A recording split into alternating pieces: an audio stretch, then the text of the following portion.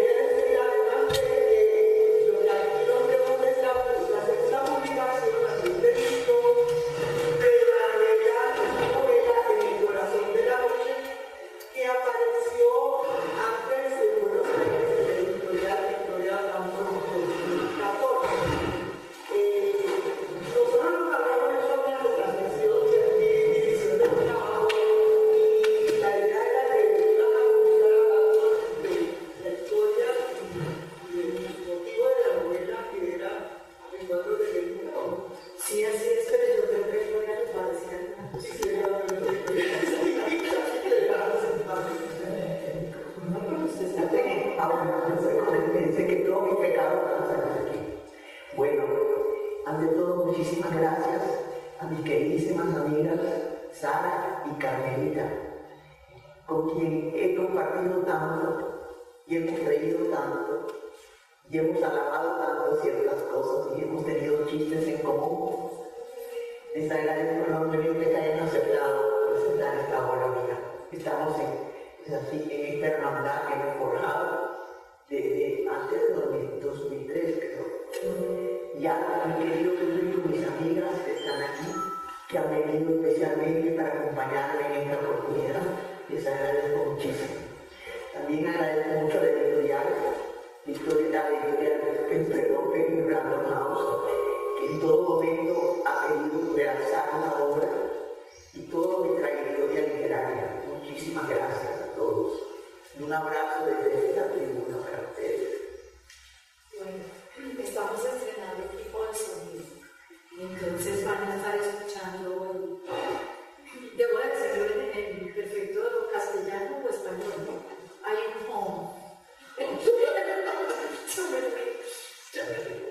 Bueno, en el corazón de la noche, a eso vinimos, a conversar del corazón de la noche, donde hay un personaje que está aquí sobre nosotros, ha estado rotando tanto en el lienzo que ya todo el mundo conoce al menos el nombre y en sus diferentes grafías. Guernica con G, con la U que nos pide el español, la U para poder decir Guernica, sin la U y con la K, como lo escriben los vascos, etc. Pero el Guernica no es como este que ha estado rotando allá arriba. En el registro fotográfico imparcial de la obra que en ese momento hizo Dora Maar, una artista per se, para no caer en el lugar común de decir una de las mujeres que compartía en la vida con el autor de Guernica. Una obra que vamos a ver recuperando las voces del pasado a través de los registros que Gloria logra conseguir acuciosamente una cantidad de viajes, de lecturas y de trabajo seguramente en el que vamos a estar recuperando algunos de los procesos. Y por eso quisiera comenzar con una de esas voces bien Guernica. Vamos a verlo, a recordarlo en las palabras de... vamos primero a verlo por José Antonio de Aguirre, y después lo vemos por Margarita. Tengo yo apunte en página 6. Vale la pena, cuando ustedes compren la novela, cosa que espero que hagan al final de esta sesión, vale la pena que ustedes vayan apreciando este tipo de descripciones. Gloria tiene formación en historia del arte y creo que es bastante notorio que eso es así. No solamente literariamente logra ver la obra desde los ojos del vasco que vivió la tragedia, sino desde otros personajes. Una de ellas, Margarita, que es la que vamos a leer en segunda cosa. Entonces, vamos a seguir un poco al personaje vasco, que es un personaje fantástico, Aguirre. Yo, si me extiendo poco, voy a contar la novela, entonces no. Vamos a ver. La gran composición. El gran friso rectangular en blanco, negro y gris. Aquella asamblea de aullidos de Guernica de Picasso. Y esa tarde, tras la visita, puedo hacer un grupo de nosotros frente al cuadro en el pabellón español de la Exposición Internacional, dedicada a las artes y técnicas de la vida moderna, y para los españoles, el drama de nuestra guerra fratricida. La alegoría del sufrimiento y de la tenebrosidad encarnada en ese ondulante caballo que ocupa el centro de la obra maestra de Picasso. Todos los seres con las piernas muertas. brazos alzados en gritadora desesperación, las bocas desencajadas, ha muerto la esperanza. No hay a donde asirse. Picasso ha rebasado todo lo que no es de bebido, líneas dobladas por el dolor y la desesperación de nuestro pueblo vasco. El toro, el símbolo ibérico por antonomasia prescindible. Una bombilla triste, alumbrando el terrible caballo con la enorme cabeza llena de este rebicho que resume el pavor del universo. Una multiplicidad de tonos de blancos, negros, grises, las cenizas del infierno, de los bombardeos de la legión de Poto, en un cochero de desesperación.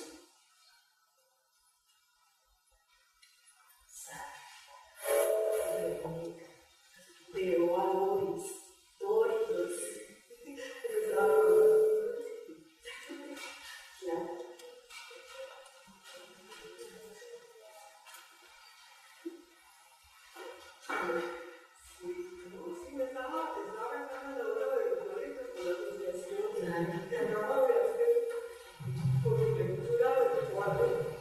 porque me parece que el cuadro, la pintura de Picasso, como es vista por los diferentes personajes, tiene un significado central en la novela. Para mí, yo diría que es realmente increíble que Picasso haya pintado este monumento a un hecho histórico tan trágico. Pocas semanas después de haber 20 días después de haber ocurrido. No es usual. Y lo digo porque yo estamos estudiando la memoria cultural, y memoria cultural es precisamente lo que se plasma, ese recuerdo que se plasma en una obra artística que queda como un monumento y que permite que podamos conectarnos con ese monumento, con esa memoria a partir del cuadro, de la pintura, de enfrentarnos a la pintura. De manera que ese cuadro suscita no solamente el recuerdo, sino quizá la certeza de que esto no puede volver a pasar. Entonces me acordaba de la obra de Doris Fuentes, casualmente, cuando dijiste eso, porque a mí me parece que la obra de ella también tiene este significado, que frente a ella te suscita, te conmueve, ¿no? Y te recuerda que esto no puede volver a pasar. Un poco recordábamos también las discusiones que teníamos alrededor de lo que filosóficamente se considera un evento. Un evento no es lo que ocurrió ahí, porque nadie luego va a poder recuperar, son múltiples las voces, sino aquello en lo que se convierte ese recuerdo. Eso es un evento filosóficamente hablando.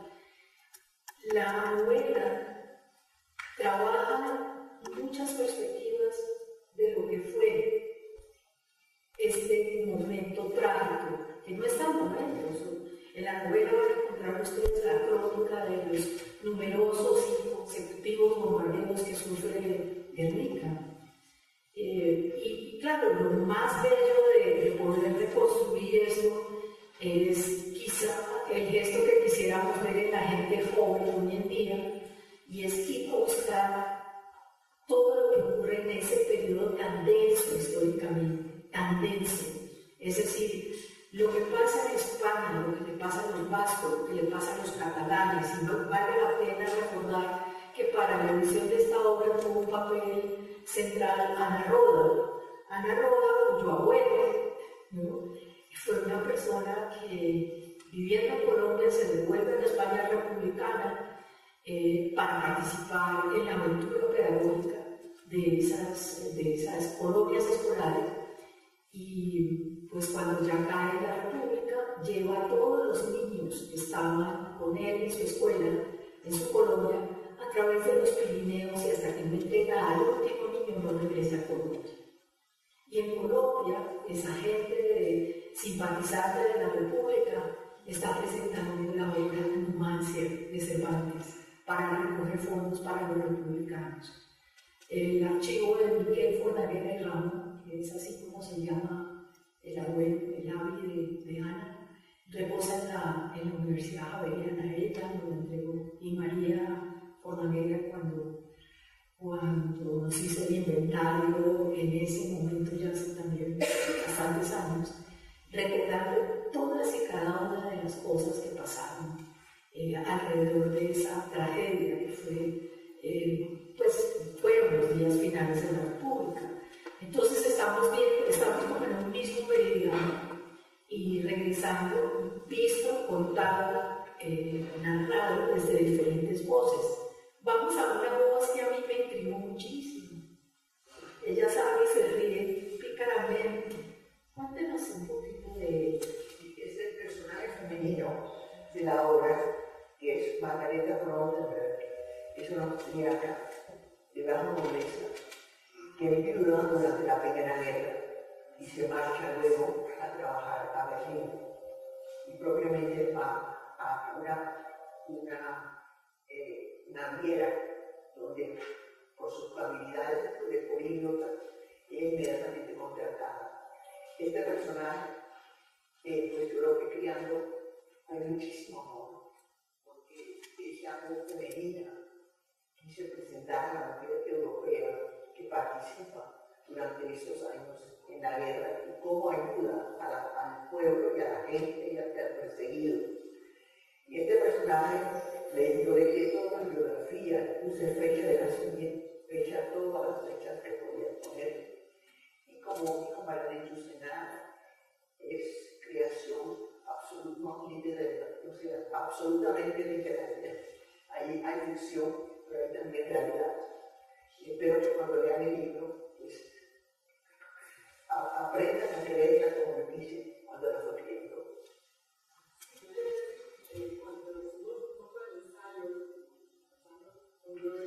Cuando hicimos el ensayo de esta conversación con Gloria hace unos días, yo le pregunté cuál es tu personaje favorito. Y entonces digo que era Margareta. Y yo lo que quería decir aquí ahora es que al comienzo, en una nota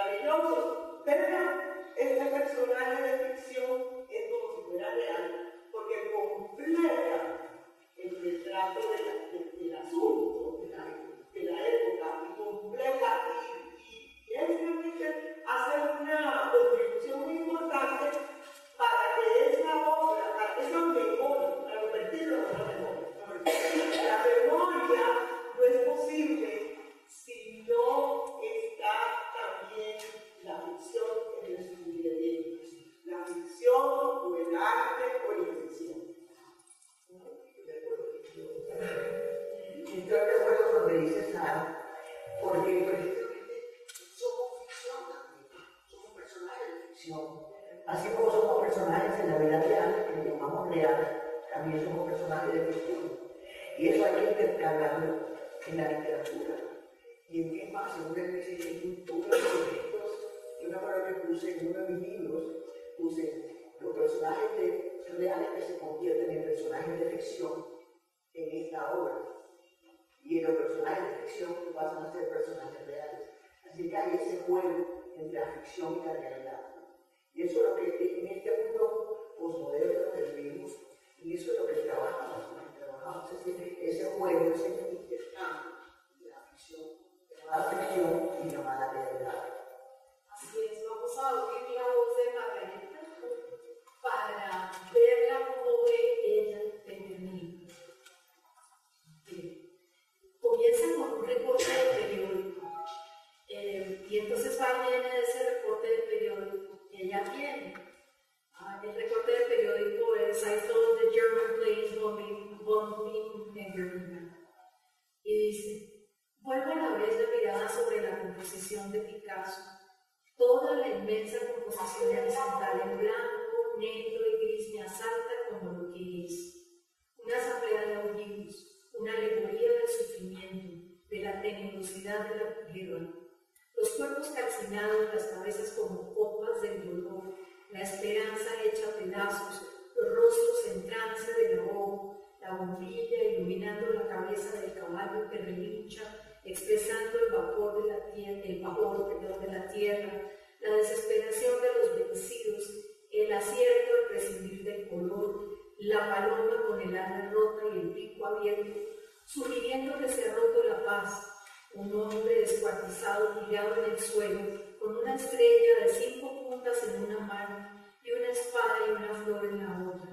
Aquí y allá los símbolos de la barbarie, de lo inexpresable, las llamas como testimonio de aquel incendio sin fin, y una mujer arropada y atrapada por el fuego, saliendo de un edificio con los brazos levantados y la boca abierta, expresando el horrible dolor de la cosa.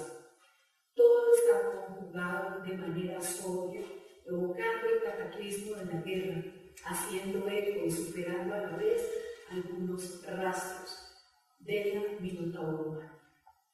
Margarita, termina ella. Me parece que después traté de crear una visión muy perspicaz, ¿no?, de todos sus sentimientos, de todo lo que ella fue y lo que representó para los amigos que la conocieron en ese momento. Y quiénes fueron sus amigos y qué cómplices, si se quiere, en esta sala. Fue mi tío Germán Guardia, hermano de mi padre, y el personaje de él, ¿no?, en esa calle, en la calle. Ella primero comienza a trabajar en el consulado como asistente, entre comillas, de mi tío. Que mi tío pues había llegado a Berlín, ya pues a Alemania, sin saber alemán, que tuvo que aprender pues rapidísimo. Y también, sí, pues, ella fue si quiere los ojos y fue la guía, tanto para mi tío como para mi tía, ¿no?, en ese momento. Y también después ella descifra quién es Aguirre. Ella, porque de una mujer muy perspicaz como ella descifra quién es Aguirre, que Aguirre no es ningún ciudadano panameño, como se hace pasar, que no es ningún ganadero de Panamá, que tiene que ser un personaje de mucho mundo y un personaje que además es europeo. Y es más, llega a decir, puedo confirmar que es vasco por los trazos del físico, de la manera y todo además el lenguaje corporal. Por más que mi tío se empeñó enseñando el lenguaje corporal caribe, él no pudo, porque nacemos con ese lenguaje y no podemos cambiarlo. Así es que él se delata en su lenguaje corporal, además del lenguaje físico. El presidente de los vascos hablaba como vasco y además tenía todo el acento de quien hablaba vasco primero que español.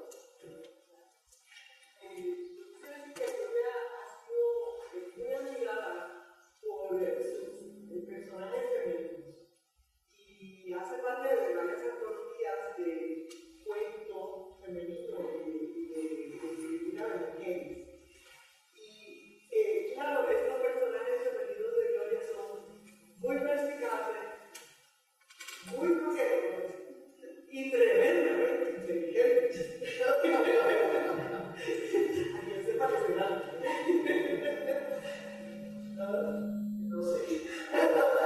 Dice, pero mira, te puedo dar testimonio de que cada uno de los personajes femeninos lo voy creando con mucho interés y mucho amor. Ese es realmente el mensaje que quiero dejar, ¿no? Hay otra característica que yo observaba en los personajes de capítulo, justamente me gustaba mucho los personajes de la novela, pero no ya No, así queda, y vamos a conversar. Y yo le decía, ¿cómo admiro el carácter de estos personajes, tan independientes, tan valientes, siempre están caminando al filo de la navaja, están metidos en un ambiente donde se les está persiguiendo, ¿no? Y están finalmente sobreviviendo y mejor dicho, tener el corazón en la mano, sus emociones están a flor de piel. Y encontré después de esta conversación una palabra que es un neologismo que se usa hoy, y es resiliencia. Sí, muchísimo. ¿Cierto? Y pensé que la resiliencia es la capacidad de reinventarse en medio de estas situaciones tan difíciles, en medio de todas las vejaciones y de las adversidades. Yo creo que ese carácter moral lo tienen todos los personajes en esta novela. Bueno, la novela es realmente la saga que viven tres personajes de Aguirre, de Natalia Aguirre, cuando lo declara como un enemigo de guerra y lo va a fusilar Franco, y también lo quiere fusilar Hitler y lo quiere fusilar Mussolini. Todos los del eje quieren acabar con él. Entonces, él se tiene que refugiar y un jesuita se acerca donde mi tío, y cuando está en una de las tantas visitas que tiene que hacer a Pérez, y le dice, doctor Guardia, quisiera pedirle un favor. Y dice, ¿cuál es ese favor? Yo estoy a sus órdenes. Dice, bueno, que yo tengo al presidente de los Vascos que está condenado a muerte, y quiero que usted lo salve. Y, imagínense, le dicen que nadie que se encargue de este personaje que está condenado a muerte por Franco y por Hitler. Entonces mi tío dice, bueno, tiene 24 horas para contestar, y a las 24 horas acepta el reto y crea este personaje ficticio, apócrifo, que es José Andrés Álvarez Velasco.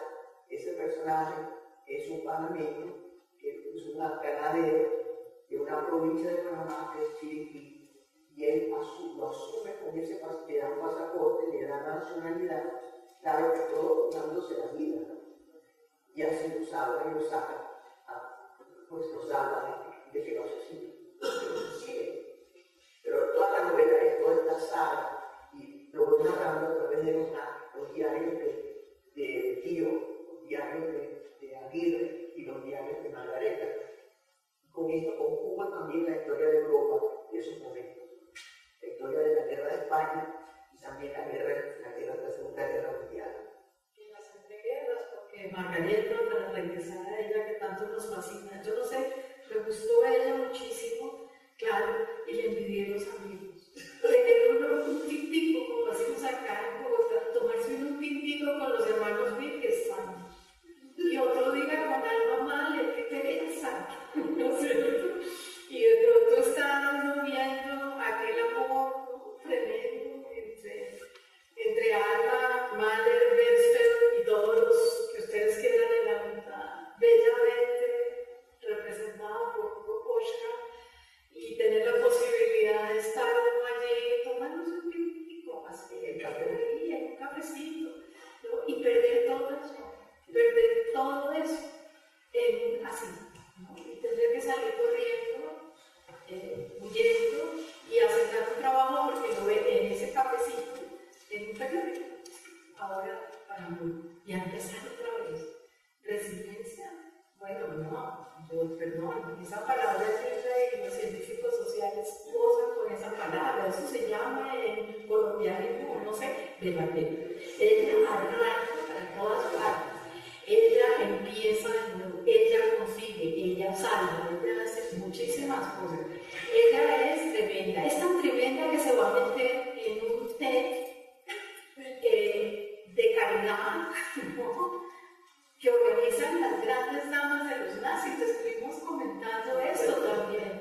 disfruté escribiendo esa escena es fantástica. ¿Quieres hablar? No, a Sara le toca una que yo no había terminado la novela cuando estuvimos hablando y me dice Sara, hay una cosa de tórrido romance en Sara, ¿verdad? Eso es bello. Sí, de Margareta. A Margareta me esperan cosas buenas, ¿sabes? Sí, pero no, las damas nacen, esas buenísimas. Bueno, en un momento dado, la señora Gerber, ustedes saben que fue la Madame Pompadour del reino de Hitler, ella organiza un té de caridad y invita a 150 señoras, que eso es un té chiquito, ¿no? Pequeño para las grandes fiestas que organizaba el Tercer Reich. Bueno, yo organiza esto, pues cada donación era muy alta.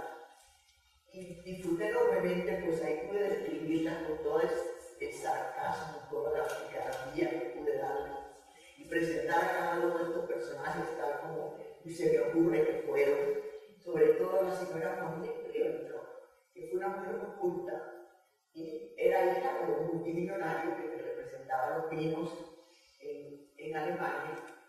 Y a ella, a Margareta, le toca sentarse, o sea, la sientan por orden de la señora Gerber, la sientan en esa mesa con la señora Conflicto.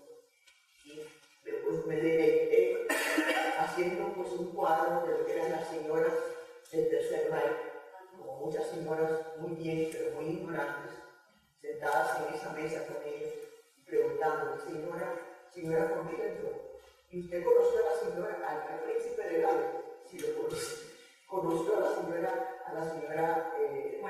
Wallis Simpson? También. De verdad que se casó por amor, que incluso se están golpecitos con los codos y comienzan a hablar de historia del arte y las señoras no entienden absolutamente nada. Pero la señora Conflicto sí entiende porque ella estudió historia del arte y se especializó en historia del arte.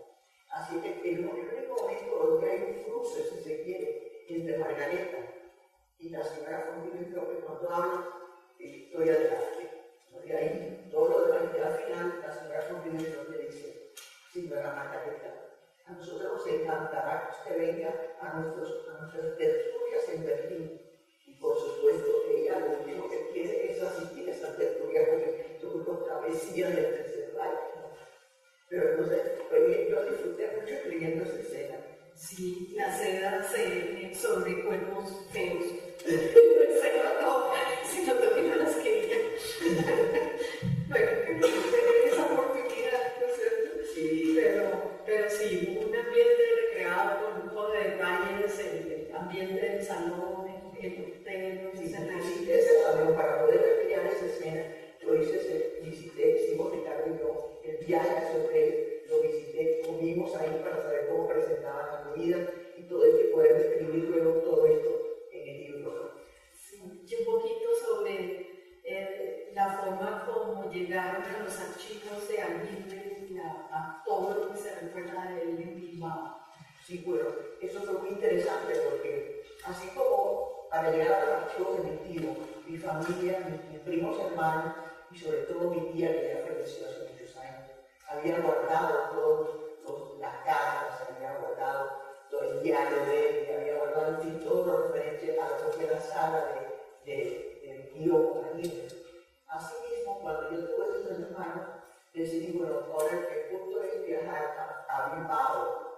Tengo que ir a Bilbao para poder recoger allá, si es que todavía existe algo, pero si existen los hijos de Allende. Bueno, me puse a hacer la pesquisa y encontré a los hijos de Allende.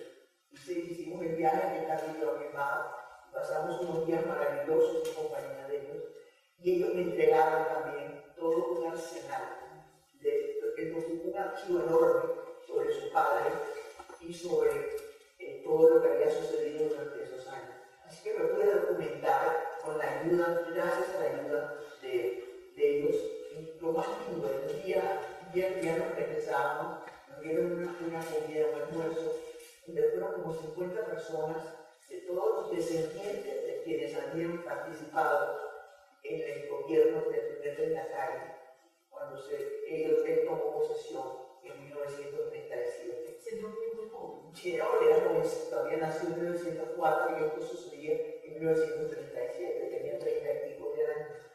Y fue un momento realmente muy emotivo, ¿no? Muy emotivo, estar con todos estos descendientes que cada uno quería abrazarnos, cada uno de ellos quería saber cómo había sido el resto de la historia de Panamá y de lo que había sucedido.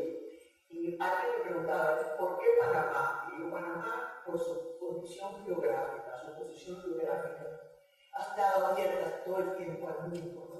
Son puente del mundo.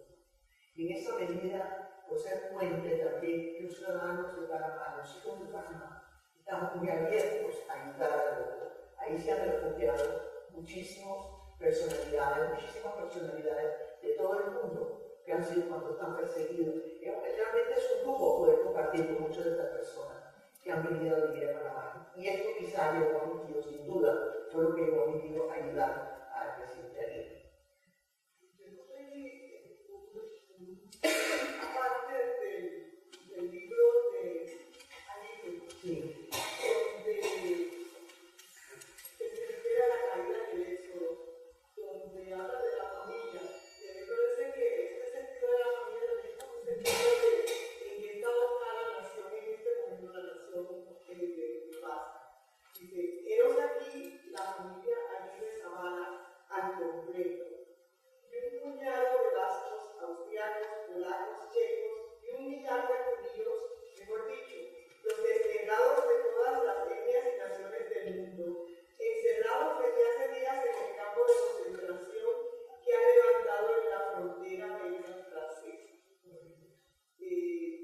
Yo creo que aquí como que se resume, primero, la familia en esta condición de exilio, en campo de concentración, pero también la idea de una nación que integra muchas etnias. Eso está, tú lo recuperas del pensamiento de Aguirre. Eso fue algo muy importante que pude captar, no solo conversando con los hijos, una hija que vive en San Juan de Luz, y el hijo, ya observa que también un personaje antiguo, era un niño. El sentido de familia era muy fuerte, y entre los vascos esto es así. El vasco no le rinde pleitesía a nadie, solo a Dios y a la familia y a su hogar, a la casa. Su casa es su reino, y eso es lo más bello. Por eso ellos, al momento de juramentar, por ejemplo, en Dakar, ellos no juramentan en una alcaldía o en una casa de gobierno, ellos juramentan ante un tronco, el tronco de Guernica. Y es allí donde todos, desde la Edad Media antes, se han arrodillado a rendirle tributos y a jurar que van a defender su patrimonio terrenal, o sea, su tierra, el país vasco. Ahí también está reflejada el ideal de José Antonio en el sitio cuando pretende mantener un Estado, la nación En el exilio, sí, en el aire. y lo que tú cuentas también que pues, sucedió es que los gobiernos de Francia, Inglaterra, Estados Unidos, las Naciones Unidas no apoyan a los exiliados, los dejan huérfanos. Y eso, o sea, el mundo libre no apoya a los españoles republicanos y a los del País Vasco tampoco. Pues ese es un reclamo que ha producido literatura sobre la cual hemos conversado bastante, en particular la saga que exige bastante, como lectores, que es la saga que ha emprendido Almudena Grandes.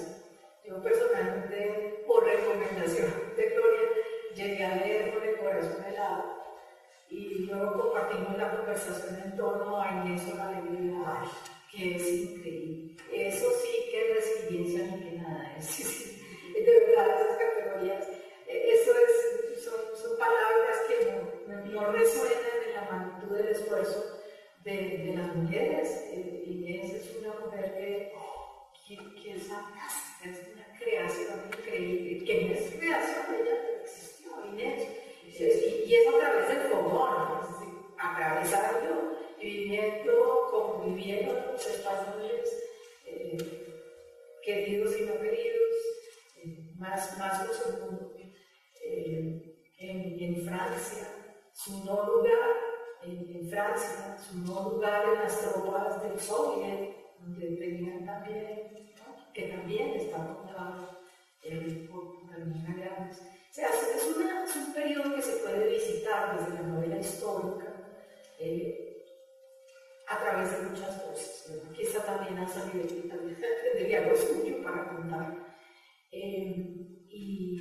Y países que no han sido amigos de quienes sufren, países que no han recibido, y todo lo que uno dice acá empieza a resonar en presente, ¿no? Colombia fue muy poco hospitalaria con los judíos, fue muy poco hospitalaria, sigue siendo, estamos deportando a la gente que está en Uruguay en este momento. No tenemos hospitalidad, ¿no? Y cada una es decir, tomar un fragmento acá es regresar a los mismos temas, a la xenofobia, a la carencia del sentido de la hospitalidad.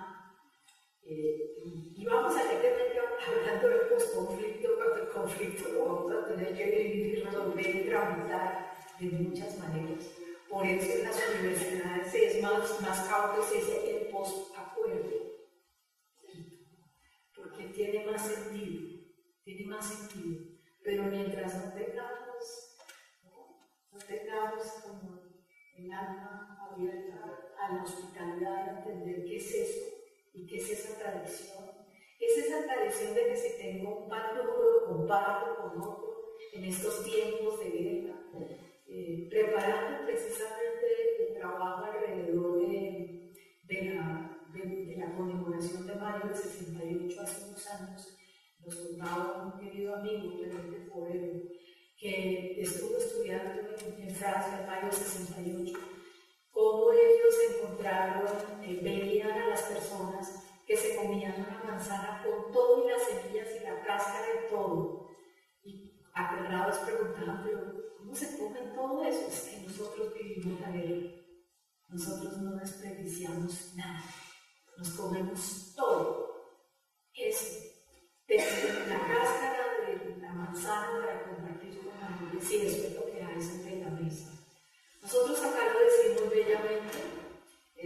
Decimos, si viene alguien más, pues le ponemos un poquito más de agua en la sopa. Pero también tenemos la alegría de decir cuando alguien llega y está comiendo pan para todos, lo cual quiere decir que no le vamos a dar nada, ¿no? que nos vea comer.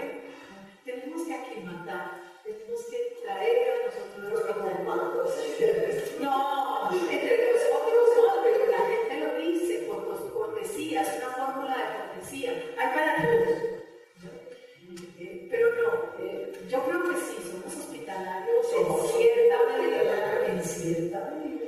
No, pero hoy estamos viendo gente reputada de este país por no vivir papeles, y a mí eso me parece que es como problematiza para entrar en eso. Sara, ¿usted nos va a hablar de la vida de Margarita o no? Y vamos cerrando porque tenemos que decirles unas cositas. No, y en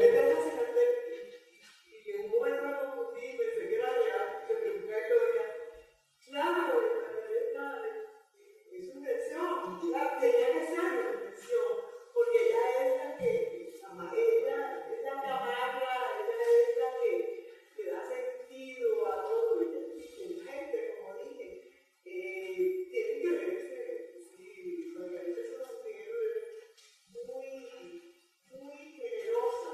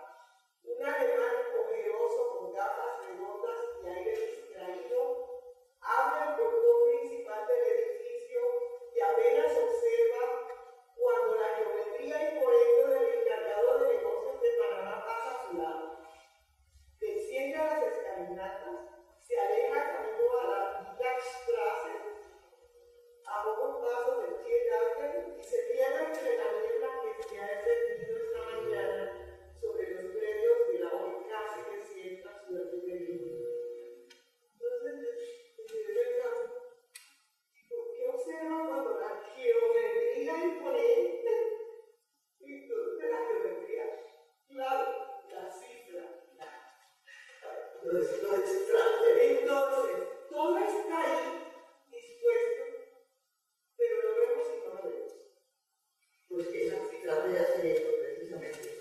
Y quisiera añadir que yo estudié de una manera muy especial con cinematografía, con el gran fotógrafo Néstor Almendros, que fue pues una figura de la Nouvelle Vague, una figura muy conocida en Europa y en América, en Estados Unidos. Y él tuvo la gentileza, la amabilidad y el cariño de enseñarnos cine a un grupo de amigas que estudiábamos en Vassar College en ese momento. Él estaba exiliado de Batista en ese momento y nos reunían todos los viernes en un salón, una casa muy bella en Vassar, en Vassar. Y allí nos proyectaban la película que él alquilaba del Museo de Arte Moderno de Nueva York. Y así pudimos el grupo de amigas aprender precisamente todas las técnicas, por qué eran importantes y por qué rompían en este momento con la cinematografía que se producía hasta ese momento. Por eso es que aquí un Almendros. Y claro, esto me ha servido muchísimo en mi escritura de mis novelas, porque si no hubiera tenido ese bagaje de la cinematografía, quizá no hubiera podido escribir lo que escribí.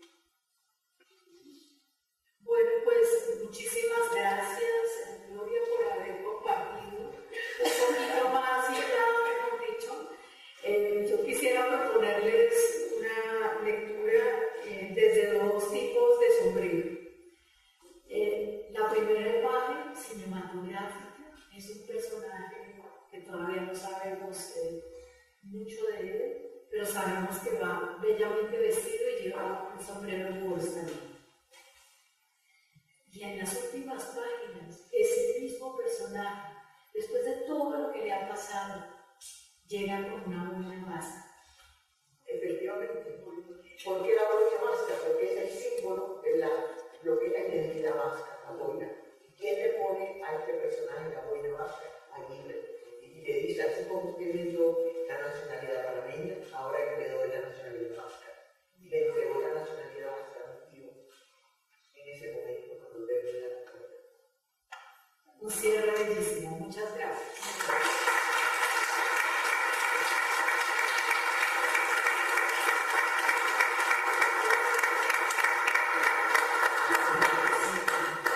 La novela está atrás, me imagino que hay descuentos por... Yo suelo decir esas cosas, me da una pena, pero pues siempre hemos presentado libros académicos y todo, y entonces pues vender libros académicos es complicadísimo, y entonces uno siempre insiste que es sensacional. Está aquí Mercedes Corpas que me acompañó en tantas aventuras de esa naturaleza, pero yo sé que se van a gozar la novela de Gloria de Alejandro House, ha hecho un trabajo fantástico de promoción y la van a ver en los periódicos todos los días. Se ha estado atendiendo a la prensa aquí y allá y bueno, y está muy aquí con nosotros. De nuevo, gracias por venir. Gracias a ustedes, todos mis amigos que están aquí. Muchísimas gracias.